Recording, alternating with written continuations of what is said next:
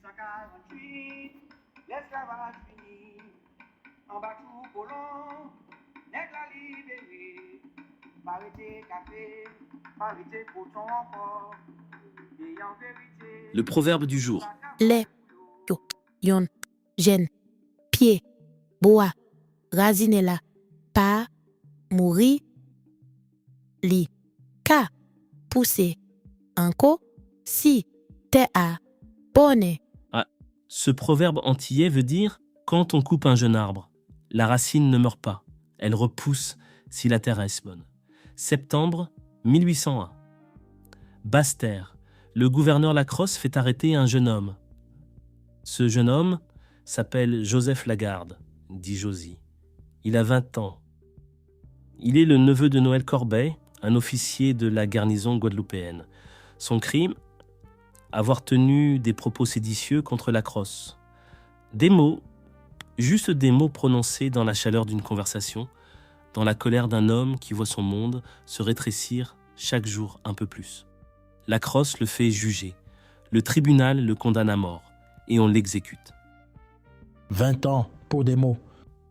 Noël Corbet apprend l'exécution de son neveu et quelque chose se brise en lui, quelque chose d'irréversible, pas une rage aveugle, pas une violence incontrôlée, une haine lucide nourrie par une injustice concrète et personnelle. La mort d'un jeune homme de 20 ans, qui était de son sang. À partir de ce moment, il n'y a plus de retour possible. Noël Corbet est du côté de la résistance, pas par idéologie abstraite, par douleur réelle, par dette envers un mort. Et cette douleur va le porter jusqu'au bout. Pour comprendre Noël Corbet, il faut comprendre qui était Lacrosse et pourquoi sa présence en Guadeloupe avait mis les officiers de couleur dans une situation explosive. Jean-Baptiste Raymond de Lacrosse, contre-amiral, nommé capitaine général de la Guadeloupe par Bonaparte en février 1801. Un homme de l'ancienne hiérarchie coloniale, qui ne cachait pas son mépris pour les officiers de couleur et son désir de restaurer l'autorité blanche sur la colonie. Dès son arrivée, Lacrosse provoque. Il ne se donne même pas la peine de dissimuler ses intentions. Il arrête des officiers de couleur pour des prétextes dérisoires. Il les humilie publiquement, les convoquant pour leur signifier leur infériorité, les traitant comme des subordonnés qu'on peut disposer à volonté. Il tente de les écarter des postes de commandement. Il sème la méfiance entre les soldats blancs et les soldats noirs. Ce qu'il cherche est clair pour ceux qui savent lire les signes, démanteler progressivement le système qui, depuis 1794, avait permis aux anciens esclaves de devenir des hommes libres, des citoyens, des officiers. Revenir à l'ordre d'avant, pas nécessairement en rétablissant l'esclavage par décret, il n'en a pas encore l'ordre formel, mais en préparant le terrain, en affaiblissant les résistances, en montrant aux hommes de couleur qu'ils n'ont aucun avenir dans cette nouvelle Guadeloupe que Bonaparte dessine. Dans ce contexte de... Tension croissante, l'exécution du jeune Joseph Lagarde pour des propos séditieux est une provocation de plus, peut-être la provocation de trop. Il faut aussi comprendre ce que représentait concrètement le statut de métis libre dans l'économie guadeloupéenne de 1801. Ces hommes payaient des impôts, exerçaient des métiers, participaient à la vie économique de la colonie, mais sans les mêmes droits civils que les Blancs. Ils ne pouvaient pas s'asseoir à la même table, ni porter les mêmes vêtements, ni se marier librement avec qui ils voulaient dans certains contextes.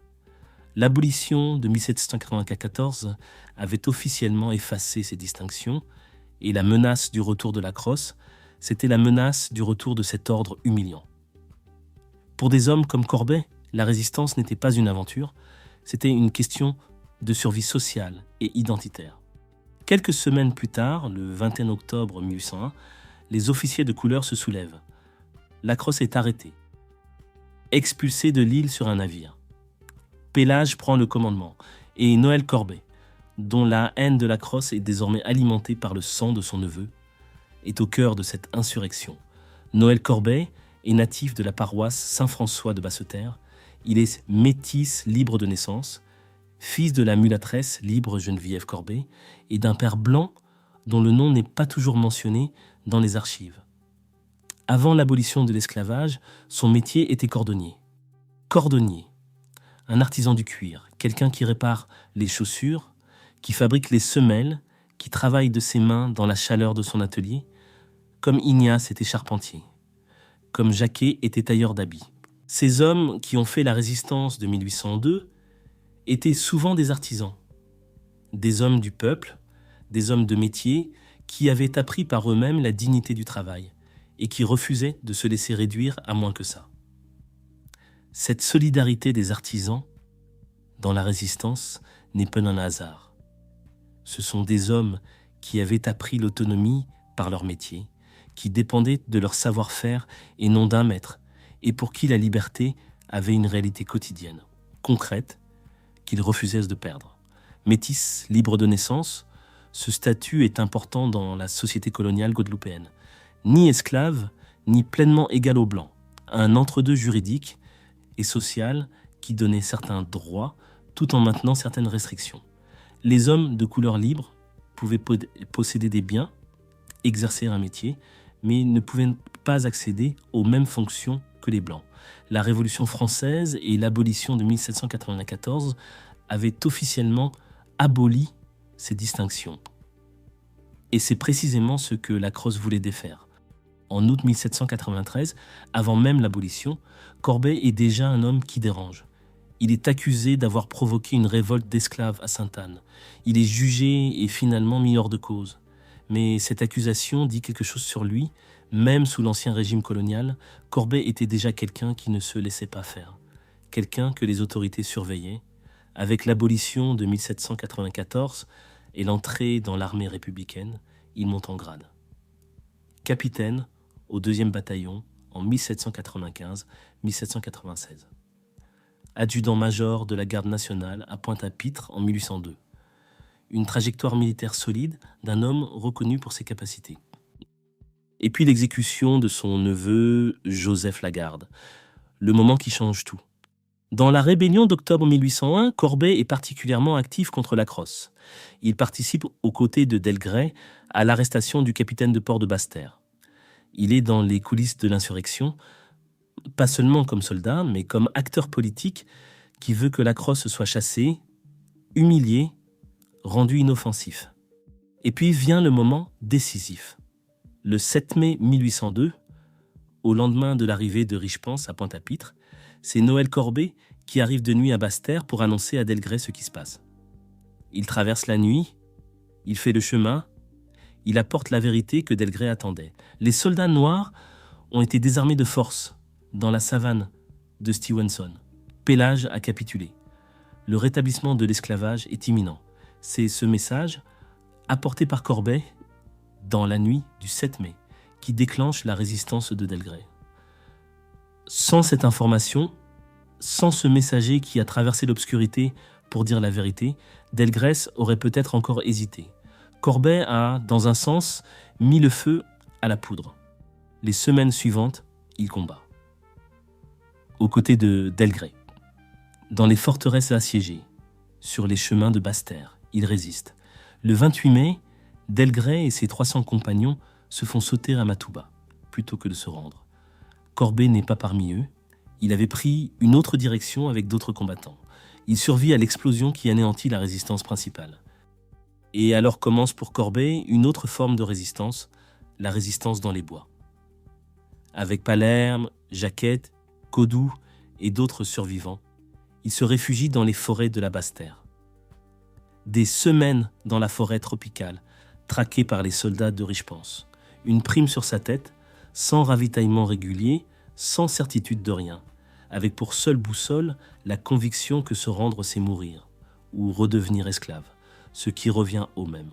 Cette résistance dans les bois dure jusqu'au début d'octobre 1802, plusieurs mois après la mort de Delgray.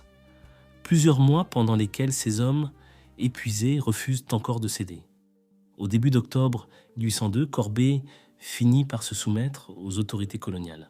Il obtient un passeport pour quitter la Guadeloupe. Mais même là, ses ennemis ne le lâchent pas. Les autorités militaires françaises soupçonnent qu'il se réfugie à Saint-Thomas, dans les îles Vierges danoises, hors de portée de la France. Le 14 novembre 1802, une lettre est envoyée au gouverneur de Saint-Thomas pour demander son extradition. A-t-il atteint Saint-Thomas? A-t-il trouvé refuge dans cette île danoise? Ou a-t-il disparu ailleurs de façon plus définitive? Les archives se taisent. Noël Corbet disparaît de notre connaissance à la fin de 1802. On ne sait pas ce qu'il est devenu. On ne sait pas s'il a survécu. On ne sait pas s'il a vécu assez longtemps pour voir un monde un peu plus juste que celui qu'il avait combattu. Noël Corbet est l'une des figures les moins connues de la résistance de 1802, et pourtant son rôle a été crucial, à plusieurs moments décisifs. Son rôle de messager, le 7 mai, mérite d'être souligné. Dans les grandes épopées historiques, on retient les noms des chefs, Delgrès, Ignace, leurs proclamations, leurs morts héroïques. Mais on oublie souvent ceux qui ont fait le travail de l'ombre, ceux qui ont traversé la nuit pour porter une information décisive. Corbet est l'un de ces hommes, sans qui l'histoire aurait pu prendre un autre cours. À Basse-Terre, une rue porte son nom, hommage tardif mais réel à un homme que l'histoire officielle a longtemps ignoré au profit des figures plus connues de la résistance de 1802. Il faut aussi souligner la dimension humaine et personnelle de sa résistance.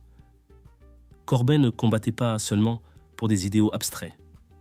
Liberté, égalité, dignité. Il combattait aussi parce qu'on avait tué son neveu de 20 ans pour des mots. Parce qu'il portait un deuil personnel, concret, irréparable. Est-ce que ça diminue la valeur de sa résistance? Non. Au contraire, ça la rend plus humaine et plus vraie. Les grandes luttes politiques ne sont pas faites seulement d'idéaux. Elles sont faites de douleurs particulières, de colères spécifiques, de deuil personnel qui trouvent dans le combat collectif une forme de sens et de continuité. La mort de Joseph Lagarde a mis le feu à quelque chose en Noël Corbet. Et ce feu l'a porté pendant des mois, jusqu'au bois de Basse-Terre, jusqu'à l'épuisement. Il faut enfin parler de sa disparition. Corbet survit à 1802, contrairement à Ignace, à Delgrès, à Massoteau, mais il disparaît des archives. On ne sait pas s'il a vécu vieux ou s'il est mort jeune, libre ou capturé, en paix ou dans la clandestinité. Cette disparition est une frustration historique et une invitation à continuer la recherche dans les archives danoises de Saint-Thomas, dans les registres d'état civil des îles Vierges, dans les documents administratifs qui n'ont peut-être pas encore été systématiquement dépouillés. Les archives nationales danoises, à Copenhague, contiennent des registres coloniaux des îles Vierges du XVIIIe et du XIXe siècle qui n'ont pas encore été systématiquement croisés avec les sources guadeloupéennes. C'est un chantier historiographique qui reste entièrement ouvert. Noël Corbet, natif de Basse-Terre, cordonnier, métis libre, officier républicain, messager de la résistance, survivant des bois de 1802, un homme dont la haine de la crosse avait une raison personnelle, l'exécution de son neveu de 20 ans pour des mots. Un homme qui a porté cette colère jusqu'au bout. Un homme qui a survécu quand beaucoup de ses compagnons sont morts et dont on ne sait pas ce que la vie lui a réservé ensuite. La douleur d'un deuil peut devenir le moteur d'une vie entière. Corbet en est la preuve.